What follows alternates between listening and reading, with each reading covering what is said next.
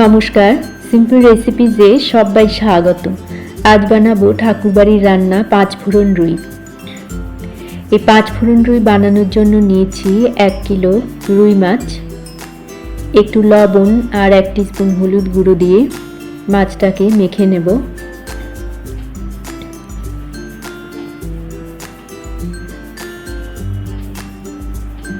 মাখা হয়ে গেলে 10 মিনিট রেখে দেব। একটা মশলা তৈরি করে নেব। একটা বাটিতে নিয়ে নিলাম 1 টিস্পুন লাল লঙ্কার গুঁড়ো, 1 টিস্পুন হলুদ গুঁড়ো, 1 টিস্পুন জিরের গুঁড়ো, 1 টিস্পুন ধনের গুঁড়ো। অল্প জলে গুলে রেখে দেব। গ্যাসে কড়াইতে নিয়ে নিয়েছি বেশ কিছুটা সর্ষের তেল। মাছগুলোকে ভেজে নেব। 1 পিঠ ভাজা হয়ে গেলে উল্টে দেব।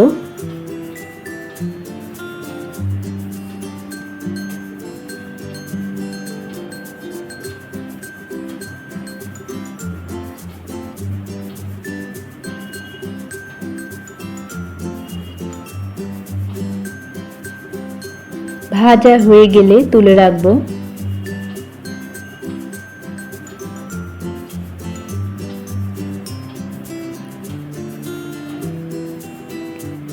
একইভাবে বাকি মাছগুলোকেও ভেজে নেব।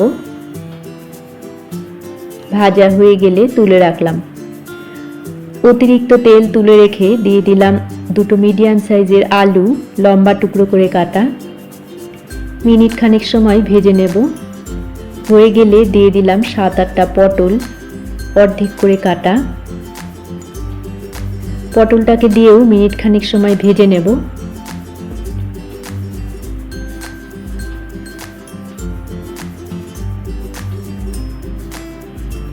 দু টেবিলস্পুন গ্রেট করা আদা দিয়ে দিলাম। ভেজে নেব।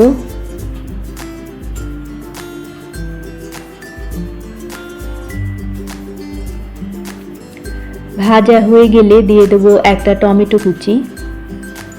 স্বাদ মতো লবণ দিয়ে দিলাম। টমেটোটাকে নরম করে ভেজে নেব।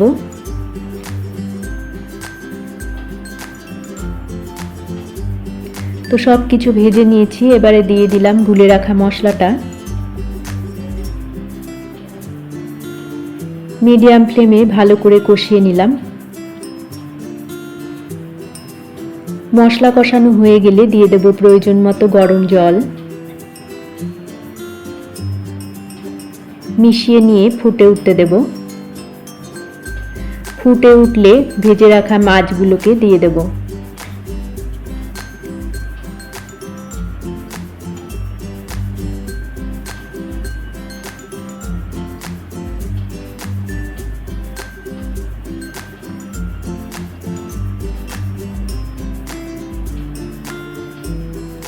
পাঁচটা চেরা কাঁচা লঙ্কা দিয়ে দিলাম। মিশিয়ে নিয়ে ঢাকা দিয়ে 10 মিনিট রান্না করে নেব মিডিয়াম ফ্লেমে। 10 মিনিট পর ঢাকাটা খুলছি। চেক করে নিলাম সবজি সেদ্ধ হয়ে গেছে। একটা তড়কা প্যানে 1 টেবিলস্পুন সর্ষের তেল দিয়ে দিলাম। তেলটা গরম হলে দিয়ে দেব 1 টেবিলস্পুন 5 ফোড়ন, 3টে তেজপাতা। ভেজে নেব। ফ্লেমটাকে অফ করে দিয়েছি আমি। ভাজা হয়ে গেলে এই তড়কাটা দিয়ে দেব মাছের মধ্যে। মিশিয়ে নেব।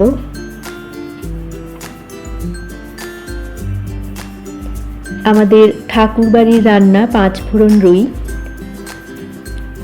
তৈরি হয়ে গেছে। মিশিয়ে নিয়ে ফ্লেমটাকে অফ করে দেব।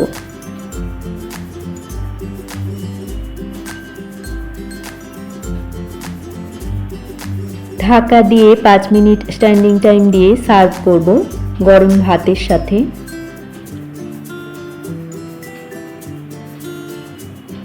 তো তৈরি হয়ে গেল ঠাকুরবাড়ির রান্না 5 ফোড়ন রুই। রেসিপি ভালো লাগলে আপনারাও এইভাবে বাড়িতে বানিয়ে দেখতে পারেন। আশা করি আপনাদেরও ভালো লাগবে। সবাইকে ভালো থাকার শুভেচ্ছা জানিয়ে আজকের মতো এই পর্যন্তই। দেখা হচ্ছে পরবর্তী পর্বে। ধন্যবাদ।